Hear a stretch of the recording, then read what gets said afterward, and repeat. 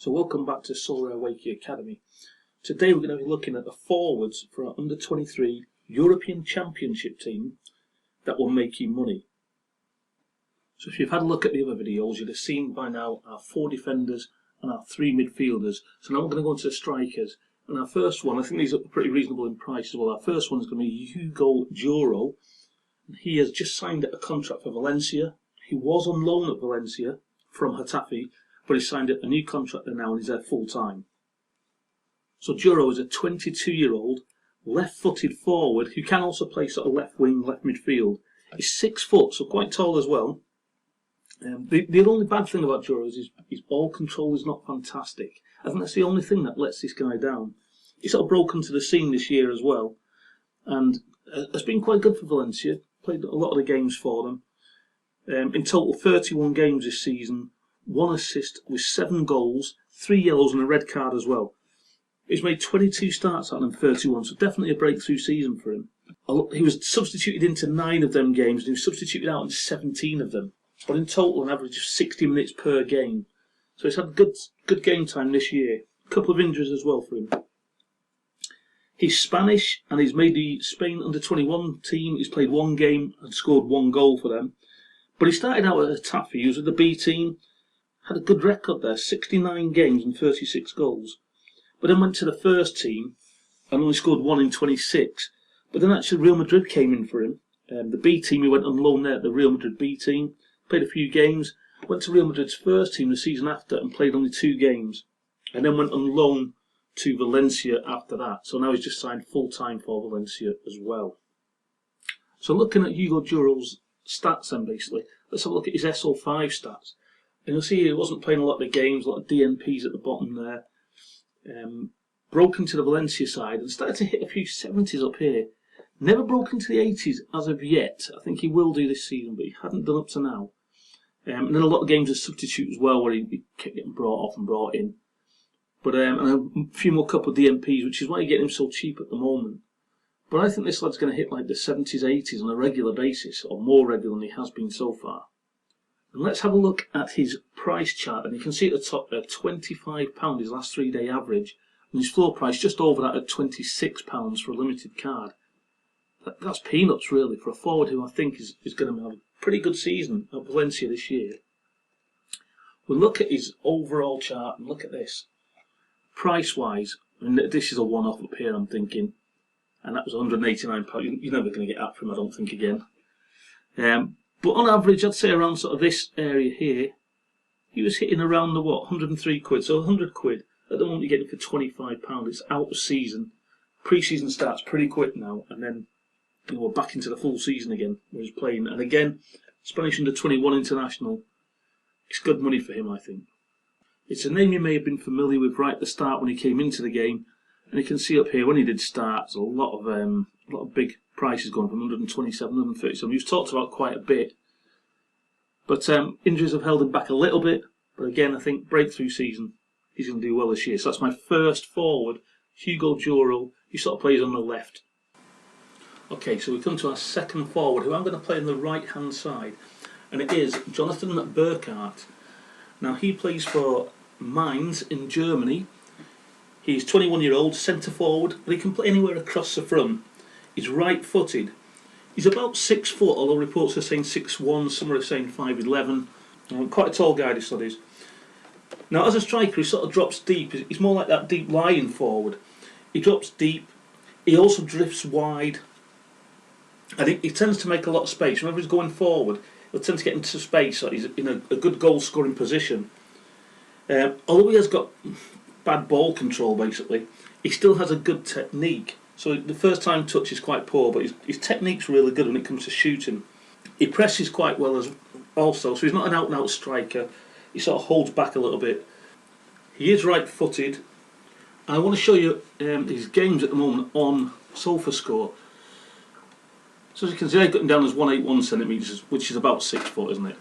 But look at the heat map here then for the whole season. He sort of played near enough everywhere. You see him as a deep line forward there, where he's playing across this line here, in between the gaps. A couple of times in the box now and then, but I mean he's all over the place. So a lot of energy from this guy. In total, we can see he's played 34 games with 32 starts, 77 minutes per game, so he's a regular, always in the team. 11 goals so far this season, with 3 assists and no yellows or reds. Now, Burkhart's been at Mainz for his whole career, basically, his whole senior career.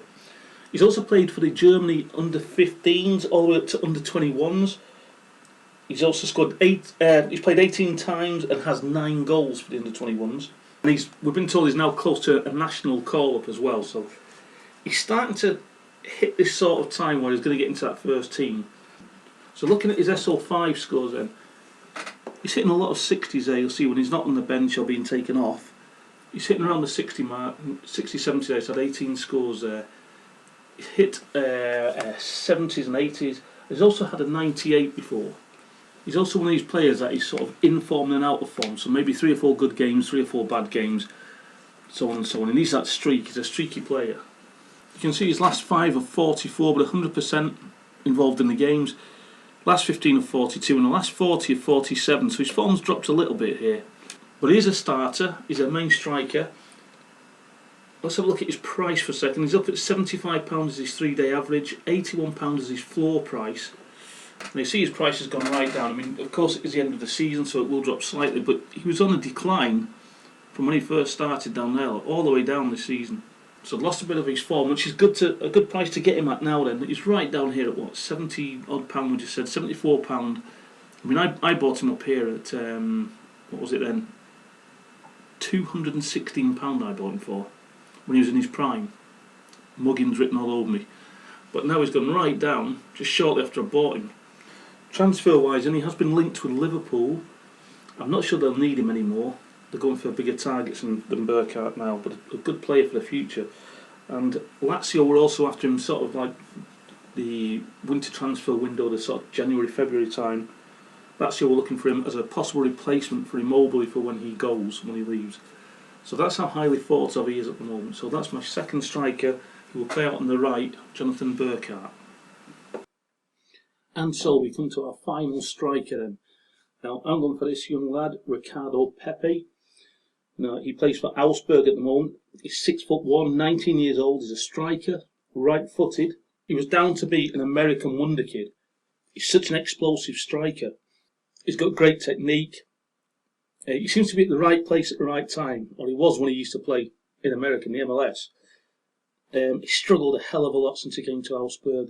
We all thought it was going to be like this big thing when he got there, but he's really struggled to get into the team. Definitely to get on the score sheet, which he hasn't done yet. But there's plenty of time on his side, and he's made the international level as well, so I think he could have a good season in this one. Bad points about him is he's not a tackler at all, and of course he's had no goals, no assists, nothing this season. A really bad season so far. He's from the US, so the United States of America. He started his career with North Texas, went on loan to Dallas, where he hit 13 goals in 31 games. That's where he sort of got noticed. And moved to Augsburg to try and live his dream, and hasn't quite made it yet. I wonder if they'll loan him back anywhere, or loan him back to the MLS. He's played for the under-17s with the USA, playing 17 times and scoring 6 goals. And then he's played for the full national side 10 times and scored 3 goals. I'd say his place is in jeopardy for the World Cup soon, because obviously he's not played at all, so there'll be others knocking the door down for that.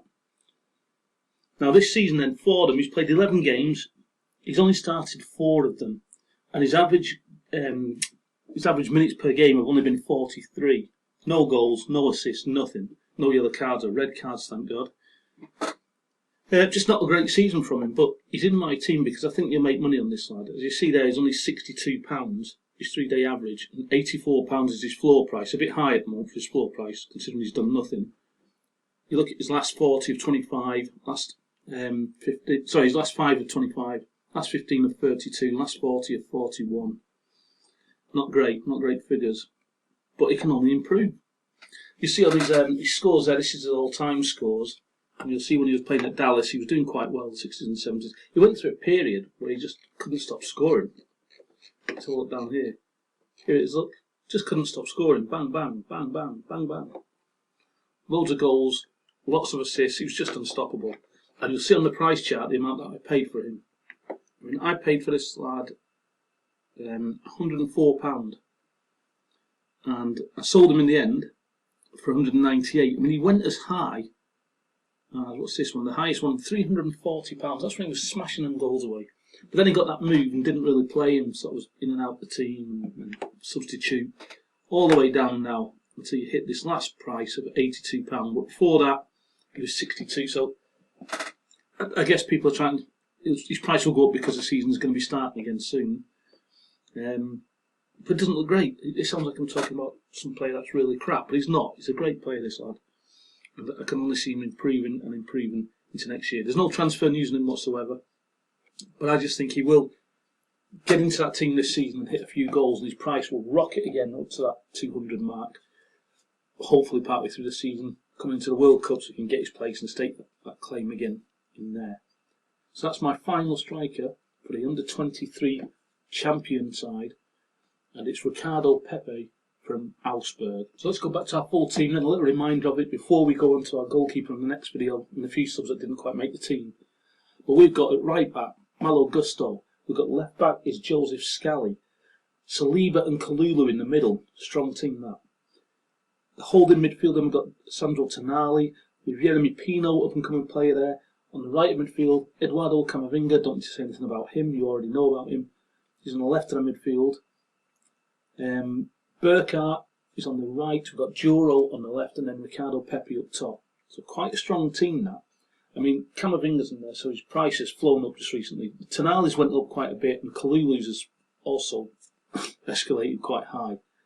But a lot of the others you can get quite cheap. I mean, Saliba was probably the most expensive in this side 2 or 3 weeks ago, before Camavinga, Tonali and Kalulu took over.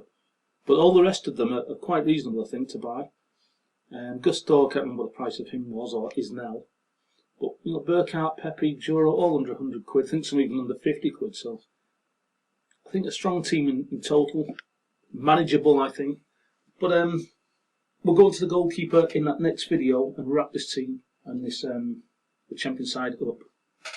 So if you like what you've seen, press the like button, subscribe if you haven't done already, and comment below on anyone you think should be in that side now. Remembering this is like from a few weeks ago, the midfielders and the defenders. And let's see if we get any difference and try and get some sort of debate going here on the best team. Let's see what you would have changed in it. So thank you for listening, and we'll see you on that next video for the goalkeeper and the subs.